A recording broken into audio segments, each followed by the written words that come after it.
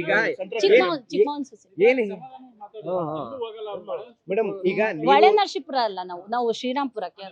Madam ಈಗ ನಿಮ್ಮ ಆರೋಪ ಏನು ಮೇಡಮ್? ಸಾಹೇಬ್ರದ್ದು ತಪ್ಪಿಲ್ಲ, ಇವ್ರು ಬೇಕು ಅಂತ ಮಾಡಿರೋದು ಅಷ್ಟೇ.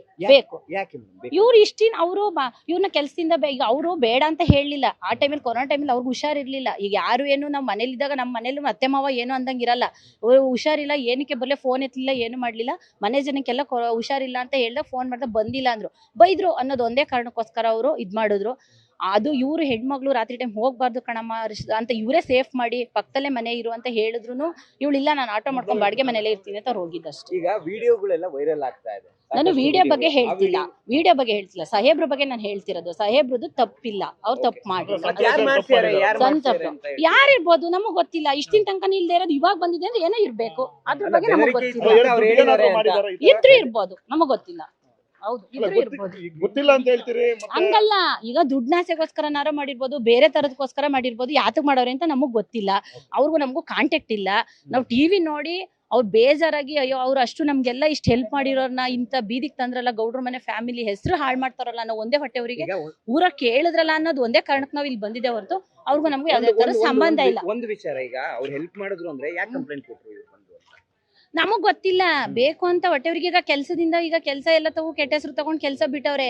ಈಗ ಬೇಕು ಅಂತ ಹೇಳಿರ್ಬೋದು. ಈಗ ಬೇರೆ ಬೇರೆ ತರ ವಿಡಿಯೋಗಳೆಲ್ಲ ವೈರಲ್ ಆಗ್ತಿದೆ. ಇವ್ರದ್ದು ಬೇಕು ಅಂತ, ನಾನು ಬೇಕು ಅಂತ, ಯಾರೋ ದುಡ್ಡು ಕೊಟ್ಟಿರ್ಬೋದು, ಇಲ್ಲ ಇನ್ನೊಂದ್ ಮಾಡಿರ್ಬೋದು, ಇಲ್ಲ ಏನೋ ಹೇಳಿರ್ಬೋದು.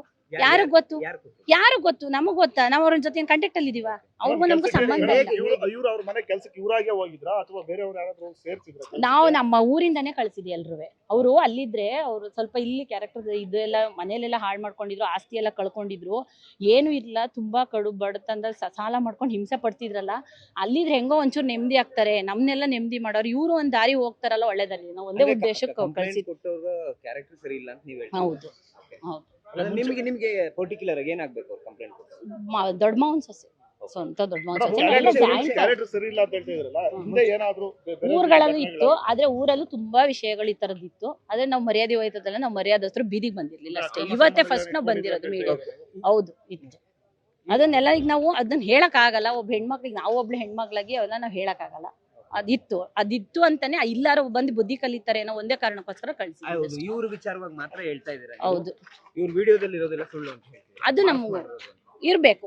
ಅಲ್ಲ ಮೇಡಮ್, ಈಗ ಇಬ್ಬರ ಬಗ್ಗೆ ಮಾತ್ರ ಹೇಳ್ತಾ ಇದ್ರಿ, ಅಲ್ಲಿ ನೋಡಿದ್ರೆ 100 ಜನ ಮಹಿಳೆಯರು. ಅದು ನಮ್ಗೆ ಗೊತ್ತಿಲ್ಲ, ಅವ್ರು ಬಂದ ಕೇಳ್ಕೊಳ್ಳಿ, ಅದಕ್ಕೂ ನಮಗೂ ಸಂಬಂಧ ಇಲ್ಲ.